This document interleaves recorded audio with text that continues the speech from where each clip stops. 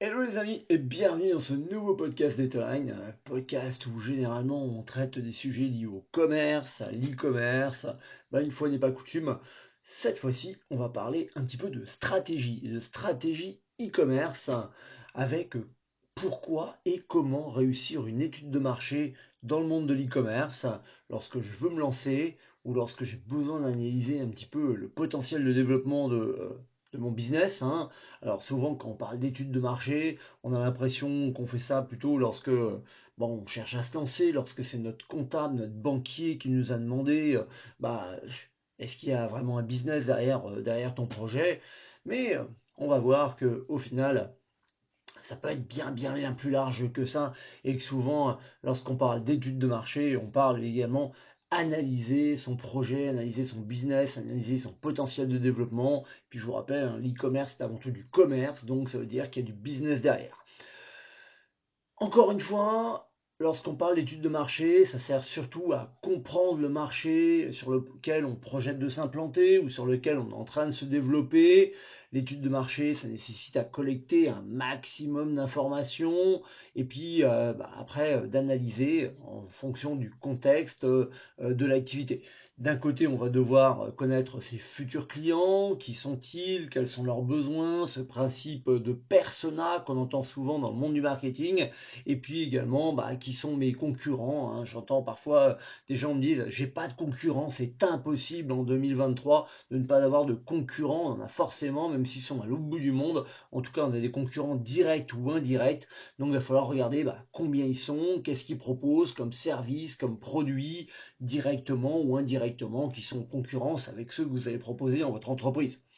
En effet, l'objectif final, c'est d'avoir, au terme de cette étude, une vue un peu plus précise du marché sur lequel vous êtes en train de vous développer, et puis finalement d'identifier une stratégie, hein, avec toutes les options nécessaires. Alors, encore une fois, hein, souvent l'étude de marché, on la fait plutôt avant de se lancer, mais moi je pars du principe qu'on devrait analyser son business et analyser son marché au moins une fois tous les 6 mois, voire une fois par an. Alors, souvent, on utilise la matrice SWOT, hein, qui analyse les forces, les faiblesses, les opportunités, les menaces pour l'entreprise. Bon, vous prenez une feuille A4, vous la coupez en deux, plus, moins de chaque côté, et puis après, vous analysez vos plus et vos moins, et vous allez voir que finalement, il n'y a pas besoin de matrice très intelligente pour pouvoir voir déjà où est-ce que vous en êtes. Il existe plein de méthodes pour faire des études de marché. On va essayer de se focaliser sur quelques grandes étapes ou quelques grandes astuces où généralement j'aime bien dire qu'il faut commencer par définir c'est quoi mon marché de manière globale. Le commerçant, l'artisan qui a l'habitude de vendre à 50 km alentour de chez lui, le jour où il commence à aller sur Internet, faut pas oublier que d'un seul coup, son marché il est énormément dupliqué vu que, excepté les limites de la langue, il va pouvoir vendre n'importe où dans le monde. Donc ça veut dire que son marché, il a totalement une vision ou une dimension qui est complètement différente. Et puis il va falloir anticiper les éventuelles évolutions, hein, de son marché, hein. Dimension géographique, mais dimension également en termes de volume, de valeur, évolution du comportement du consommateur, on aura l'occasion d'en revenir, et puis les interdépendances qu'il peut y avoir. Si vous vendez des capsules de café, mais que finalement ça va dans une machine et que la machine s'arrête, votre marché d'un seul coup, patatras, il n'y a plus rien, hein. Donc avoir une bonne connaissance des évolutions et de ce qu'on appelle vulgairement les marchés induits, hein, qui sont l'un avec l'autre, avoir une bonne connaissance de vos produits ou des services, et bien sûr indirectement de ceux de vos concurrents, ou en tout cas ceux que vous allez proposer ou que vous proposez par rapport à la concurrence ou les produits de substitution qui existent déjà par rapport à votre offre.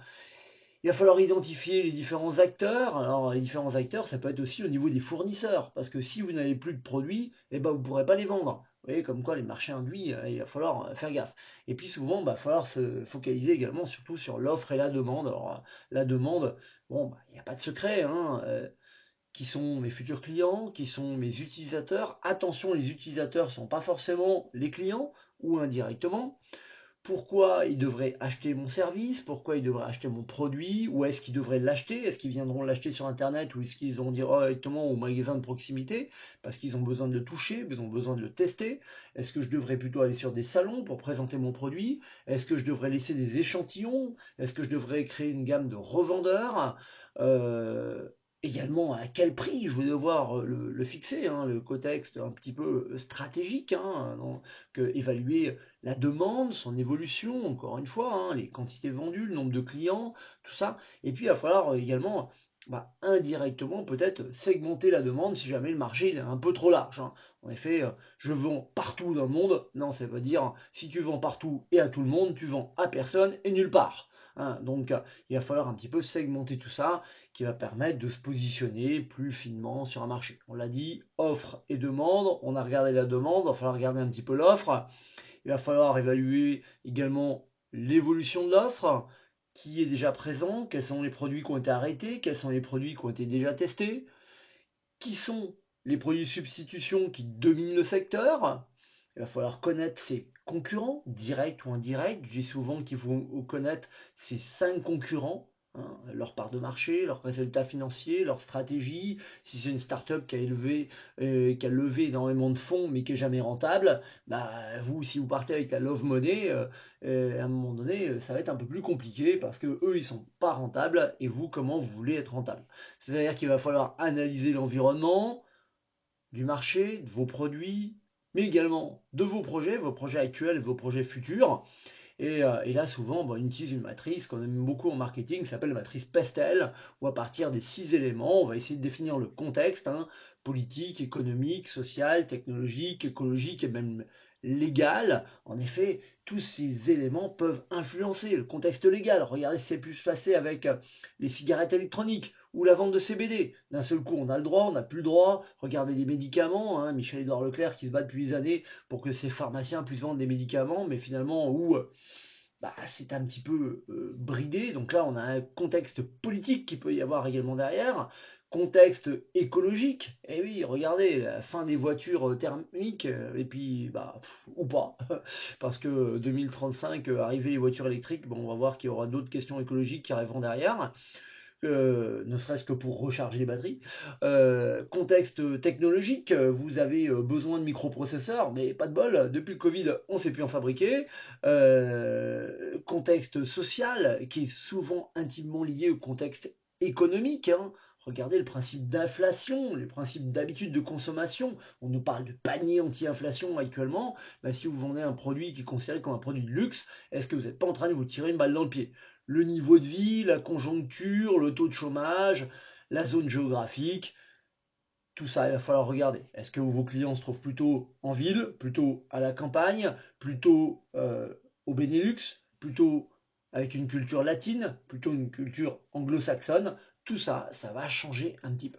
Donc, ce contexte pestel qui va à un moment donné vous permettre d'avoir le contexte macroéconomique en plus de connaître son offre et sa demande, en plus de connaître son marché, ses concurrents, et tout ça, ça va vous permettre d'avoir une vision un petit peu plus fine. Donc, souvent lorsqu'on dit, mais pourquoi et comment faire une étude de marché, surtout lorsqu'on fait du e-commerce, c'est surtout quels sont les produits que je vais pouvoir vendre, où est-ce que c'est opportun de développer un business. Rappelez-vous quand même qu'avec l'intelligence artificielle et avec la folie qu'il peut y avoir derrière ChatGPT, on a l'impression que tout est simple. Comprendre le fonctionnement, comprendre ma capacité à m'adapter. Et oui, la capacité d'adapter. Rappelez-vous quand même qu'il y a 3 ans, on devait tous être confinés du jour au lendemain. Notre capacité de résilience, notre capacité à nous adapter, finalement, on va devoir vivre avec. L'étape d'après, généralement, c'est cette matrice qu'on appelle le marketing mix avec les 4 P, hein, à quel prix, à quel emplacement, comment je vais pouvoir communiquer, promotionner mon produit, tout ça, ce sont des choses qu'il va falloir mettre en place, quels sont mes process, et puis tout naturellement, juste après, on arrive au principe de business plan, hein, voilà, combien ça coûte, combien ça rapporte. Alors, même si c'est plutôt le comptable et le banquier qui se posent des questions, mais en ces périodes de disette économique, ce sont des choses qu'il va falloir de plus en plus regarder. Je vous rappelle que pendant des années, l'e-commerce a été la poule aux œufs d'or. Pendant des années, on s'est dit, bah, finalement, ça va bien se passer. 2022 a été la première année dans l'histoire de l'e-commerce où la vente de produits a fait moins 7%, où la vente de services a explosé. Bah, ça veut dire qu'il est d'autant plus d'actualité aujourd'hui de savoir pourquoi et comment vendre mon produit grâce potentiellement à une étude de marché. Et vous, vous avez déjà fait une étude de marché pour évaluer votre business? Et vous, vous avez déjà réfléchi à votre qualité ou votre possibilité de résilience ou d'adaptabilité? Et ben, c'est tous des sujets que bah, j'attends vos commentaires. Et puis, encore une fois, likez, commentez, partagez, hein. On se retrouve désormais sur toutes les plateformes de podcast, et Spotify, Deezer, Google, Apple, j'en passe et des meilleurs, SoundCloud, bien sûr, notre historique. Et puis, bien sûr, également sur YouTube. Et on se retrouve sur les réseaux sociaux. Donc, j'attends vos commentaires et je vous dis à très très bientôt. Ciao ciao!